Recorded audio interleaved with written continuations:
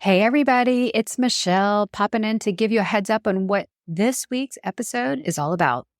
It's one of my favorite subjects, one of my favorite ways to help women amplify themselves. We all love social media, getting on it, but there's another way. Get out there in a bigger way, really build that credibility and showcase all that you are. And it's something that you can do that is not fleeting. Social media is perfect to connect, but the content, it's just so fleeting. It's there and it's gone. But what if I told you that public relations is something that you very much can and should be doing with your personal brand? And why, when I work with my clients one-on-one, I make sure that you have a personal brand and PR strategy and story ideas, are exactly knowing how you are positioned so that the media in your niche, we're looking for experts like you, will know exactly you are the person to reach out to. Personal branding is good, but when you put PR on top of it, oh my goodness, you are just going to really propel out there faster. So I invited one of my colleagues in the PR space who has had experience working on many national consumer brands and agencies and now actually runs her own. And her business is all about helping service providers, service businesses really know exactly how PR can help them.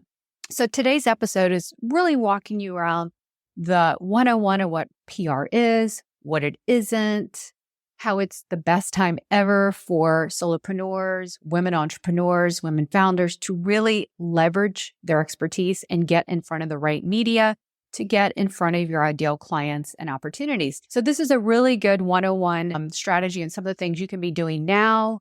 And of course, if you work with me to do your personal brand strategy and PR strategy roadmap, we outline a lot of this. So enjoy this episode all about how PR can work for you and how you can leverage PR. I can't wait to hear what you think. Let's jump right into it. Hey there, it's the brand therapist, Michelle B. Griffin, and welcome to your weekly personal brand therapy session. As a certified personal brand and PR strategist, speaker, and author, I'm here to empower you to put yourself out there so you can find clarity, build visibility, and grow your industry authority. I'm super excited you're here. Now let's get going with today's session. Welcome everybody to this week's session of Ask the Brand Therapist. I'm the brand therapist and your host, Michelle B. Griffin. And as a service provider, women founder, we want to be visible. We want to stand out. We want to be thought leaders in our space. But how do we do that? Well, one of the best ways is with public relations or PR. And that's a subject that is near and dear to my heart. I was working in this industry and this field in my early career. I have a master's in PR, so I know the power of PR. So I wanted to bring someone who I greatly admire and who is doing this right now for small businesses, service providers who can really share how and why we can get started. So welcome to the show, Kathy Casciani. Did I say your name right? Because I forgot to ask. I know, it's impossible. It's Casciani, but no one ever gets that. So you are not. Well, you are the founder of Azul PR Communications in San Diego, California. So welcome. And for those who don't know you yet, tell us exactly what you do, a little bit more about who you serve, and we'll get going. Absolutely. Well, thank you so much for having me, Michelle. It's been great to get to know you and be a part of your community over the last year plus. I'm what you would call an agency PR veteran. I am a recently turned solopreneur, but for many, many years, I worked at large agencies primarily. I started in the music industry, which was a lot of fun, and worked primarily for musicians and artists. And then I moved over into the consumer goods world. So I was working for agencies working on big brands like Tide, Best Buy, Sanook. And I finally just decided in 2022 to make that leap and really spend my time helping smaller or emerging businesses, primarily services businesses, with their PR and thought leadership strategies. So it's great to be here. Thank you so much for having me. This is such an important topic. And I know right when you left and about, it's going on the second year, you have a headline that says something like, I help help new and emerging businesses, service businesses get PR. And that's such a comforting statement because first we're going to define what PR is, but I think everyone has a misconception that you need to have this $1,000 a month budget. You need to just be really loaded or a huge company to deserve PR, and nothing can be further for the truth. So I want you to help us unpack that, but let's get started with the misconception and the definition of what PR really is.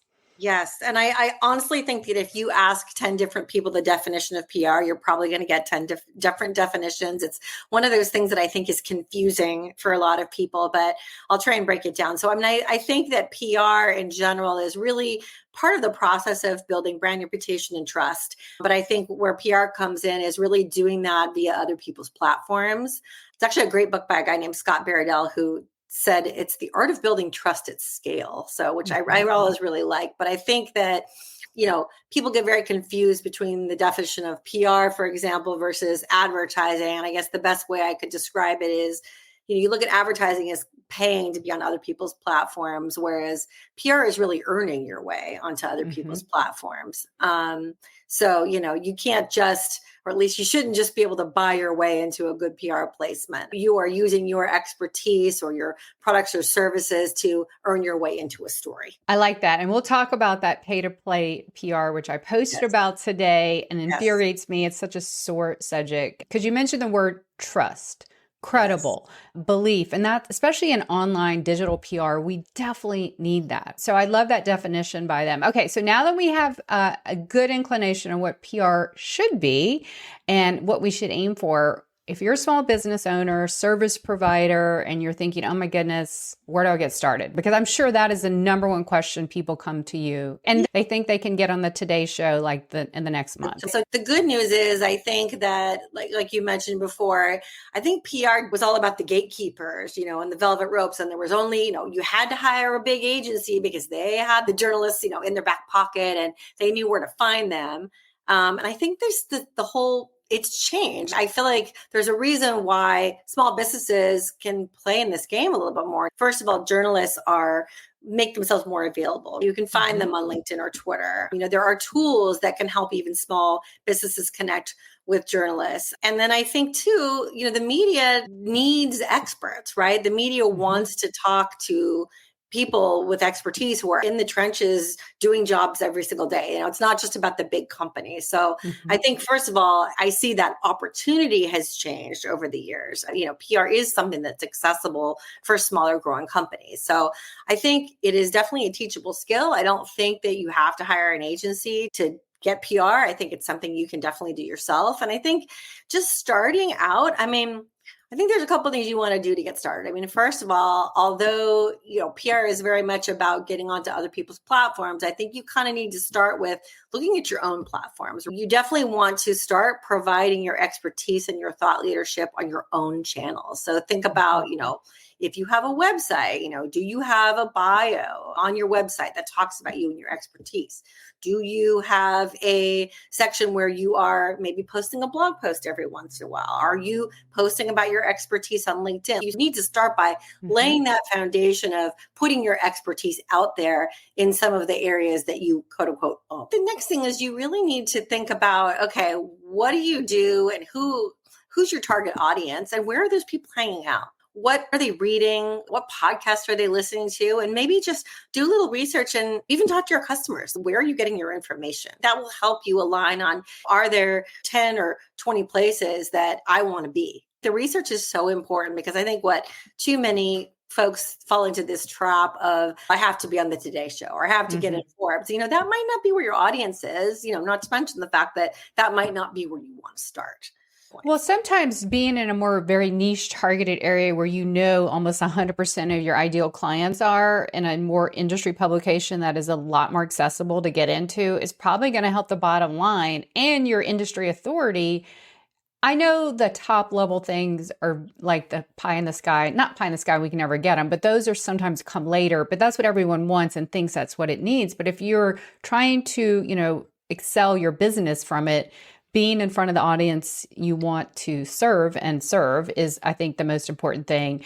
And I always like to say it's like a stair step approach. You can start small and then just keep going up big and big because they see you out there garnering these mentions and these links and all that. And so it just builds from there. So I think it's almost like personal branding. We have to lay that foundation. And Yes. it's a continuous process. It's not usually, one and done. Now, there are people who, might get a mention on an incredible story that has absolutely nothing to do with their business. I've seen people put that social media thing, and I get that. Social currency is important. So that's Yes. another reason why PR is so coveted. So now that we know our foundation, we really know our audience, let's share with everybody what the next thing would be.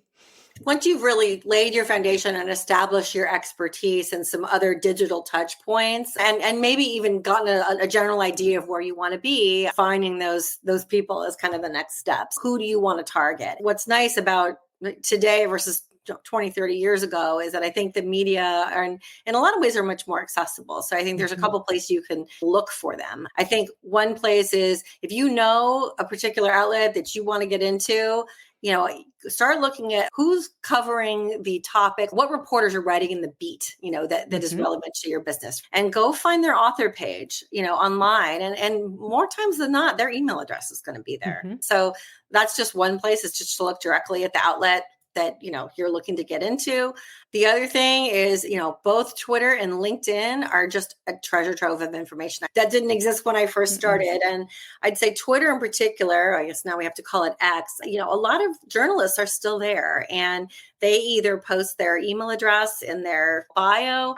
A lot of times they will actually also post source requests. So for example, a journalist might say, hey, I'm writing a story for Well and Good magazine. I need a yoga practitioner to give me some tips on yoga poses. And they'll put that right in Twitter. And they might use the hashtag either PR request or journal request. So at any point in time, you can do a search for those hashtags and find journalists that are actively looking for people to interview on certain subjects. I'm actually seeing this also with LinkedIn. I think more reporters are putting their source requests there as well. So what I would recommend is for both, once you kind of get a sense of the reporters that are covering the things that are relevant to your expertise, you can go to Twitter or X, follow them, follow along with them. And then same with LinkedIn, follow them, ring the bell, because that way when they are posting new things, you're going to see that, and that's going to come up in your feed. Yeah, I think in the last couple of years, as LinkedIn has gotten to be more of a destination, as a creator place, and more people are showing up, more journalists are making the way over here, especially with a, little bit of a downfall of X. But I agree that the benefit here is we can follow them, and it's a more robust way to see kind of what they're doing, the way LinkedIn is set up, for sure. And I think the thing too is that you will get a sense from following them in those places. And this is what, again, I go back to the research. Start with the research. Like, you always want to spend a little time really watching how a journalist is covering topics in whatever outlet they're writing for. Look at what they're posting on Twitter and LinkedIn, and kind of just use social media to get to know them. I would also recommend spend some time commenting on some of the articles they're posting. Maybe if they post a really great article about subject matter that's relevant to your business, like repost it on your own channel and tag them, because that way they're going to start noticing you.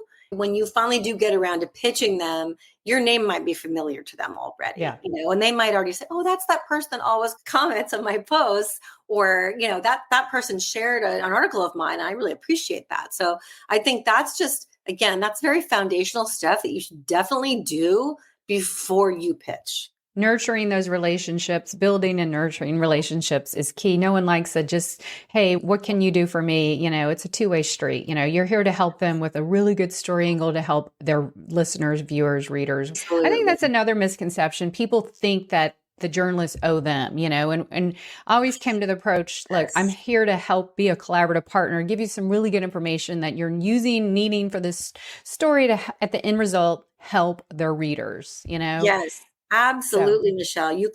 That's such an important topic, because I think, again, there's always all these myths kind of associated with PR. And one big one is, the journalist is not there to just sort of share the story about your company. That is not their job, right? You are giving them ideas, but at the end of the day, like, they're going to decide how they want to cover things. The ones in charge. Your job is really to be of service and figure out, like, how can my expertise and what I have to say, or my product, or whatever it is, lend more heft and more relevance to the things that they're working on. So you definitely don't want to sort of try and fit the square peg into the round hole all the time. I want to bring this up. You'll probably say it, but especially like on podcasts, I have two, I get pitched a lot, and podcasts, by the way, are a great way to get started and borrow other audiences. Do your homework. No one does the homework. It's so, like, if I'm not a journalist, but I can only imagine in my little podcast world, if they're doing the same thing to me, but to a journalist on a way bigger scale, no one looks and see what I just wrote. No one knows my beat and what I really like, or my goals, or anything, or what my audience wants. That's the most infuriating thing. I mean, I could ask a journalist, I guess we could, what's their number one beef and what do they hate the most? I'm sure the irrelevance and not doing homework. Pitches, they are flooded with irrelevant pitches. And it's unfortunate because it hurts all of us, because they might miss your very relevant pitch because they're just swamped with tons of things that don't make any sense. And, there's way too many people out there that just think, oh, I have to get as many pitches out as possible to as many people as possible. No. You want to slow down. You want to get really targeted, spend time really getting to know a handful of reporters and then giving them very relevant targeted pitches. That's what I would recommend. You don't need a million hits to build that authority, get in front of the right audience, let it lead to other opportunities, whatever down the roads. You don't need so many. You just need to start and get some really good ones. So spend your time. It's the foundational stuff, just like anything in life. Do the work that'll get you the sustainable, fast results that don't necessarily spray to play. The other thing you can do too is proactively pitch reporters that you think would have interest in your story or your expertise. The other thing you can do, and I kind of got into this with looking on LinkedIn and Twitter, is monitor what journalists are already writing about and make sure that you're finding those opportunities. There are a couple of tools. One of them is called the HARO, which stands for Help a Reporter Out.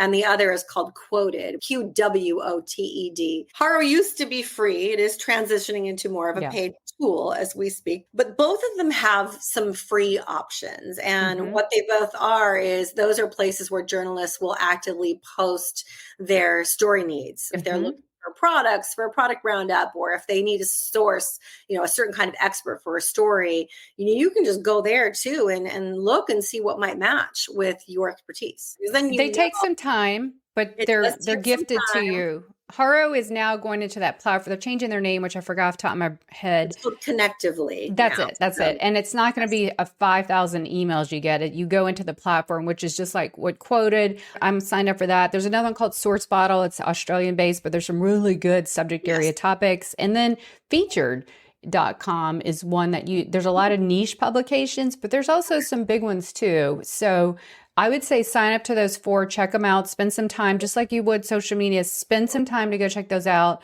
Make sure your profile is well defined, and you can get some things there too, so every little bit helps and builds up. HARO, it can sometimes be a little bit like TJ Maxx, right? Where you have to kind of dig through the racks to find the gems, but the gems can be there.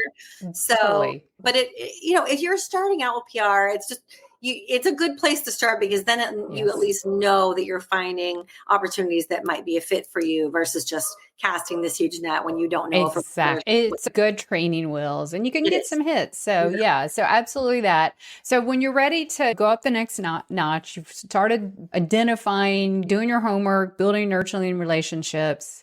Then you got to get the story angles, the pitching. So let's get into that and give some high level things that people can know what to do next. I like to look at your PR efforts in 3 buckets. So I call them the 3 C's. So one is communicating your news. Let's say you are a company and you are going to be making a big hire, or you have a big partnership announcement, or you're launching something. So you have new news to share. So there's kind of that situation for starters. Then you need to get the news about, whatever you're doing. The second piece, which is where I think for service businesses, you probably have the most opportunity on an ongoing basis, which is capitalizing on existing news and trends, or sometimes we call it news jacking. So that's when you look at what's happening in the world and tying your expertise to that. Let's say you're a relationship expert and Valentine's Day comes around. A lot of the media are going to be writing stories about relationship topics. You want to look at that time of year as an opportunity for you. That's really about providing your expertise when there's something happening in the news and tying your expertise to what's already going on. And then the third thing is creating new news. And I guess I look at this as more advanced PR. So it's not probably something you want to get started with. You don't have much going on in your business, but you want to create something new. You might have an event or sponsor a survey about a certain topic. And then you have those survey nuggets that you can put out there with your brand name on them. Those are sort of 3 areas you want to focus on. Next step after really doing your research on where you want to be is probably just nailing that pitch. So talking just a little bit about like what makes a great pitch. I would start, first of all, you really have to start with a great subject line. Now, you don't have to start there. You can write your pitch first, but let me tell you, you're not going to get too much further if you don't really prioritize thinking through that subject line. As I mentioned, journalists are just getting buried in their inboxes. So you need to focus on a subject line that's going to tell the reporter exactly what's in the pitch. And you want to prioritize clear over clever. I'm glad you said that. Let's go back a thing, because back in the day, it was all press releases. Let's talk about pitches versus press releases. You know, we're not Apple or IBM, all these Fortune 10 companies. They're still going to get a lot of play on their press releases. So the average person will do better with a pitch. So can you bring that out? Because I think a lot of people think press release and PR go hand in hand. The press release organized in a certain way, you know, where it's got the headline and all the things about the who, what, when, where, how, you know, what's happening, what's the news that I'm sharing. If you have a piece of valid news to share, it's perfectly fine to do a press release. But more often than not, if you're just looking to land a particular story idea, I think a pitch can suffice. Press releases are often thought of, it has to go on a wire. Like you've got these services like PR News Wire or Business Wire. If you've got a piece of news and you have to put it on a wire like that, it's very expensive. I don't think ultimately these days it's for what you pay for it. It's not going to be worth the investment. You'd be much better off either writing a press release with like a short pitch preceding the release and just targeting that to 10, 20, 50 reporters that are in your beat versus hiring, you know, a news or a PR news. Well, going back to the pitches, we know the great subject line is the key to get that open, because if not, you don't want it skipped over, deleted, blocked. So when they do find your amazing subject line, let's tell them some high level things and what their pitch should accomplish. It's really important to be short and sweet. We're in the era where journalists, if they do open your pitch, they are not going to spend much time reading it. So get to the point quickly. Reporters don't have a lot of time for long pitches or a lot of introduction. You might do a little bit of pleasantries, but you really do have to kind of get to the point. Up front, make sure that you are showing that you know them and that you understand their beat. And customization, like do not send the same pitch to everybody. Like make sure you say like, oh, I see that you wrote about this, or I know you wrote about this. So I thought that this story idea might be relevant to you, right? So you've got to make sure that you're communicating. I read your stuff. I know why this is going to be relevant to you. And it's not just some mass pitch, because if it feels like a mass pitch, they are going to delete it.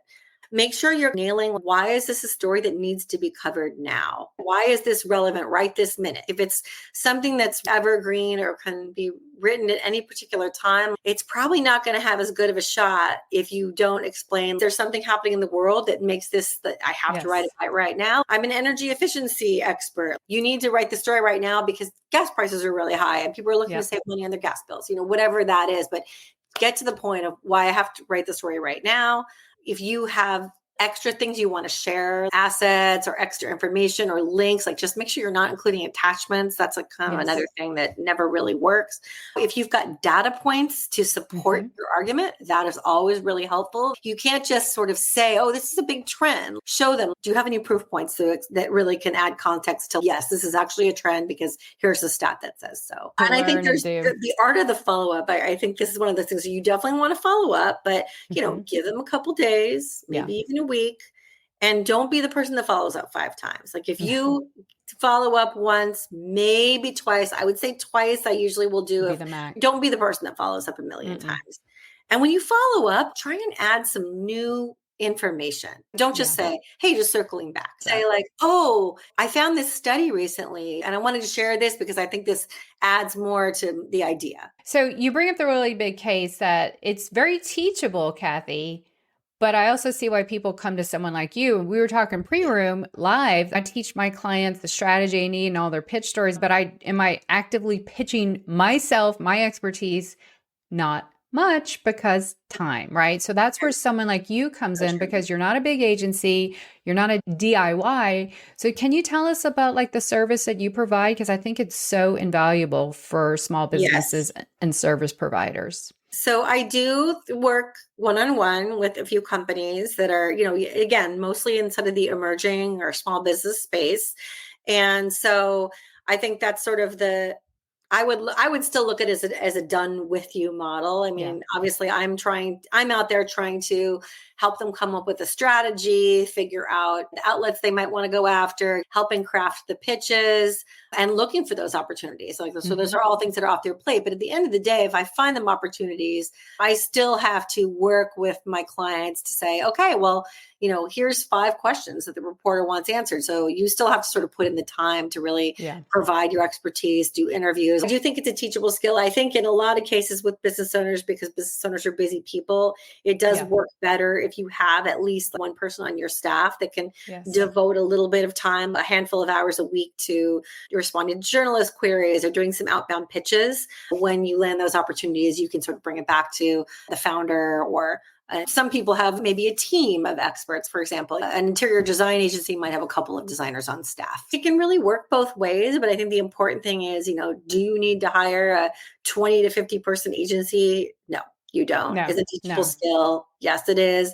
It's definitely something I think you can devote a handful of hours a week to doing and get some results that way. You're 100% right. And I tell my clients this: you're spending all that time putting stuff on LinkedIn. Carve as much time putting that into the, follow up and all the stuff you just mentioned for PR. You're going to have an asset that is evergreen. You can leverage in so many different ways, and it lives with you forever. Whereas, social media is good, but I'm just saying a lot of it's fleeting. I always like to say it's so important to diversify your visibility streams, and PR is just 100% so worth it. So I love that you said have someone devote the time, and that's what it takes. But you're having someone probably do that on social media too. So just be very strategic and intentional. It's anything, it's what you put into it. So it doesn't happen overnight. So. And you can, social media, creating content for social media and creating content that gets used in pitches and interviews, it's all very intertwined. And while you never want to lift the exact content, you wrote in a blog post and give it to a journalist, you can recycle those topics a little bit. And there will be times when you might respond to a journalist who wants a few questions answered on a particular topic, and they may not end up using some or even all of what you gave them. You can repurpose that into a blog post or a social media post. Social media and PR work hand in hand. There's a lot of overlap. Done together, you can get even more out. Digital PR is such a thing. It's a gift for us now. We are so lucky in this day and age that we have so much that we can just do it ourselves and take ownership ourselves and build assets that build our credibility, our authority, our businesses, thought leadership, you name it. This has been tremendous. So before we leave, what's one actionable tip? Or feel free to recycle one if you want, because you've given us so much. I'm going to say 2. I'm going to say 1, update your social media profile and make sure you get your bio on your website so that your expertise is front and center, because journalists are going to check you out. And if you want to be a media expert, do that first. I would say start there. And then start researching journalists and outlets that you might want to be in. And especially in LinkedIn, not just the bio, but I'm always pushing this because it's so important. Your experience section on LinkedIn, the top one, don't just say founder or president. Be very specific with keywords, what you do to show your expertise. Because when journalists will Google you, they pull that LinkedIn profile that comes up in that experience section. So you're losing opportunities if that's not really specific, because specificity sells is my greatest tagline, and it's the truth. So where can people learn more about you, what you do, and follow some of your work, Kathy?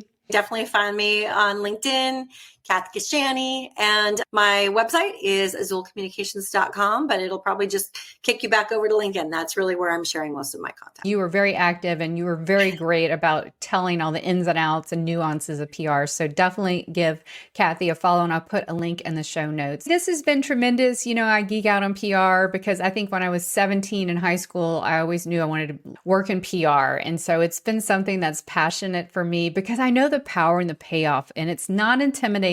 And we're so much luckier in this day and age in recent times with the advent of the internet and digital assets that we can be out there and there's no gatekeepers, levels the playing field. I would say even more so since the advent of ChatGPT, reporters want feedback from real people that have expertise in their fields. They need people to verify that their content can be trusted, and your expertise is definitely needed. So I would say it's a great opportunity for any service providers. What a great episode. Thank you, everybody, for tuning in. Keep putting yourself out there. You have a brand to build, a message to share, and people to impact. I'll catch you next week. Take care. That's a wrap for today's brand therapy session. Are you ready to get visible and build your personal brand? Then head on over to thebrandtherapist.io and grab my free resources to get unstuck and get going today. And until next time, thanks for listening.